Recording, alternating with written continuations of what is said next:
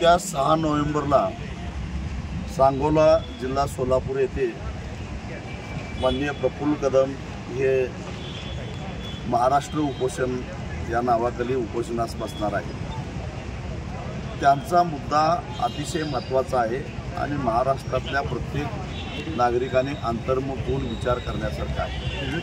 हे उपोषण त्यांच्या वैयक्तिक प्रश्नासाठी करत नाही, तर महाराष्ट्रामध्ये बिघडलेली जी काय सामाजिक स्थिती आहे,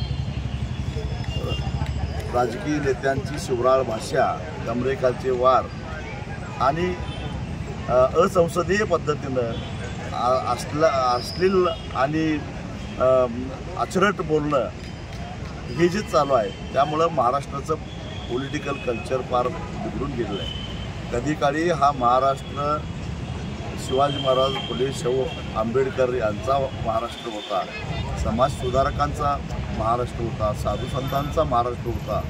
काय असा प्रश्न पडावा अशा प्रकारची वक्तव्य आज सामाजिक क्षेत्रामध्ये दिसत आहे। त्याचबरोबर पैसे द्यायचं आणि पोस्टिंग घ्यायचं या प्रवृत्तीमुळं जे प्रशासनामध्ये असणारे अधिकारी आहेत ते आपण जनतेचे सेवक आहोत हे विसरलेले आहेत आणि म्हणून सर्वसामान्य जनतेबरोबर आरेरावीनं वागणे,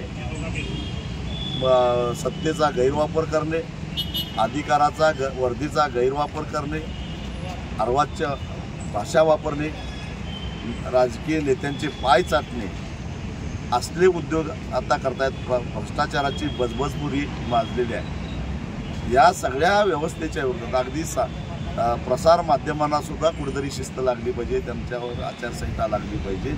हे सारे अत्यंत महत्त्वाचे, लोकशाहीच्या दृष्टीनं अत्यंत महत्त्वाचे असे विषय घेऊन प्रफुल्ल कदम हे आमरण उपोषण करतायत। त्या उपोषणाला माझा पाठिंबा आहे, स्वाभिमानी शेतकरी संघटनेचा पाठिंबा आहे। मी 6 नोव्हेंबरला सांगोलेला भेट देऊन त्यांना पाठिंबा देणार आहे। बीएन जनमत सबस्क्राईब करा, लाईक करा, शेअर करा।